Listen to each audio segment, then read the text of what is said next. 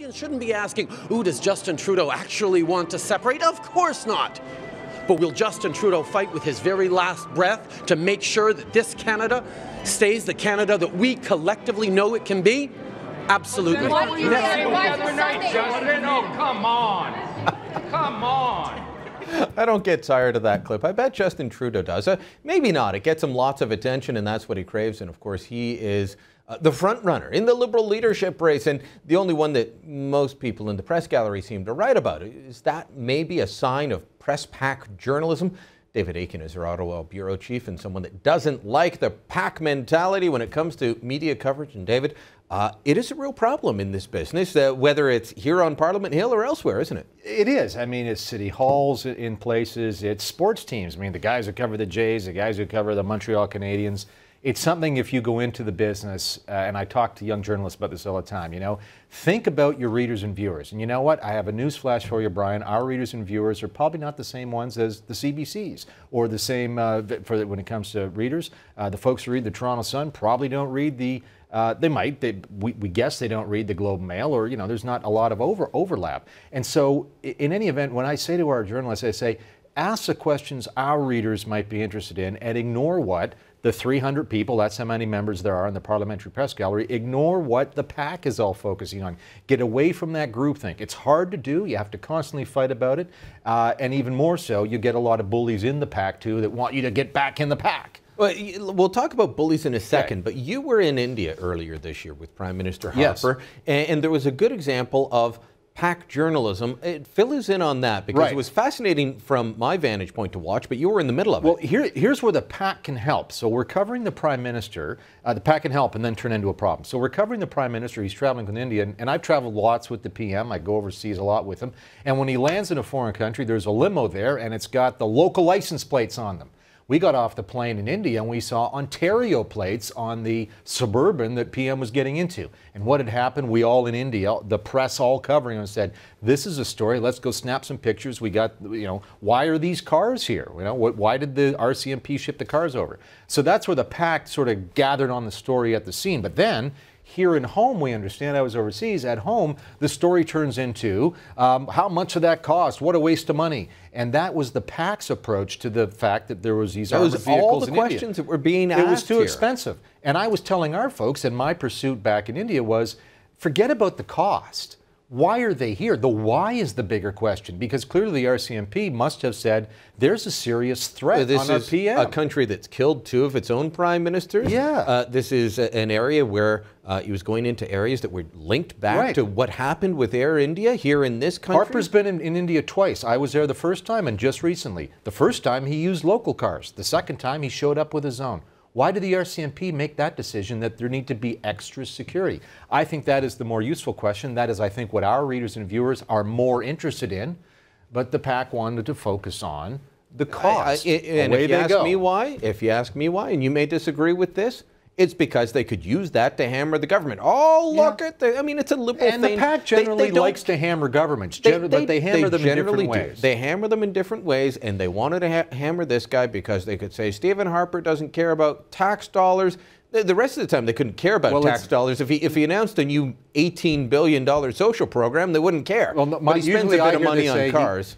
Sure, there's no money for scientists, but there's money for, that's usually the way the left fits it now, right? Because they're cutting some science programs. No money for scientists, but they've got money for his armored vehicles. The RCMP is charged with protecting the PM.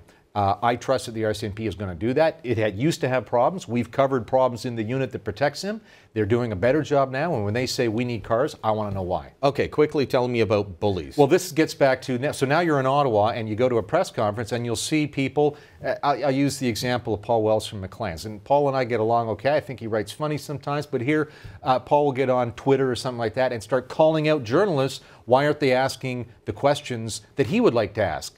And Paul never shows up at press conferences, so very rarely. He never shows up to ask his own questions. I think when you and I started on the Hill in 2005, he would still show up now and again, but now he's too big to show up. He doesn't go to the news conferences. Whatever, Paul, go do your own stuff. God bless you. Respond to Maclean's readers. Let us ask the questions we think are important. Don't be bullying journalists. And not just him I mean to single out. There's lots of other journalists who will sit on the sidelines calling out, that's a dumb question you ask, or why do you think that's a story? And even as stories develop throughout the day, because journalists all read each other's tweets, there is this online Mean Girls clique that tries to control how the story develops, don't they? That happens, and you're right, that does happen. And again, it's important. And again, there's 300 people that work here, and it's probably 50, 60 of them are the common group. But for the rest of us, it's a struggle to sort of say that's not that important. It's okay. Take a deep breath. We're not going to hyperventilate over this little hiccup, that little burp. We need to focus on the big thing. And you know who's good at focusing, ignoring the brat pack sort of, is the NDP. The Conservatives certainly just ignore what the press in Ottawa are all buzzing about because they know it's not important to voters. The NDP actually is not too bad about that. Liberal Party, though, they will bite on every single shiny object that the media party, or whatever you want to call it, floats in front of them. Okay, I want to play a quick clip for you from Terry Milewski in the, I think it's from the 2011 election. Okay. Get your reaction to, is this the sort of usual thing that viewers don't see because it's behind the scenes when questions are being put to politicians? Let's roll with that. About a question you've been asked before about your insistence on campaigning inside a protective bubble. Your campaign seems determined to confirm this impression, sometimes in quite creepy ways. A lot of Canadians find to be kind of creepy. My question is, isn't it obviously undemocratic? Okay, so creepy, undemocratic. We edited out the part where I think you talked about frog marching people out. It's kind of a loaded question there. Yes, you're watching the sausage being made. We didn't see the final report Terry would have presented for CBC National News, which would have, done whatever. And sometimes I've done this myself. I'm going to ask definitely a risible question of a politician. I want a risible answer. The PM never bites on these, and again I travel with Terry, and he's asked very pointed leading questions, and he never gets, I think, the bite that he wants. On that campaign, though, there was a lot of questions about why aren't you taking questions from reporters? Why are you inside a bubble? Why is the way you're running your campaign not the way we in the press like it? And I got to tell you, I don't like it either when the Prime Minister restricts questions to the press. I would like to hear more questions. But I would like more questions because the questions we ought to ask are, what are you going to be doing at my taxes? How come you're raising EI fees? That is a tax grab, Prime Minister. Instead, why are you doing that? You were stuck with a pack mentality that just wanted to keep asking about why he's not answering more questions. So that's a waste of a question. And at one point, you're right, it is. And at one point during that campaign, I think the PM actually said, well, ask me a question then. Go ahead, ask me a question. He sort of threw it back. So yeah, the pack mentality, and I don't know who to blame, and those things, they limit questions. So we're sort of stuck with all agreeing on a bunch of questions, and sometimes we don't agree as our organization.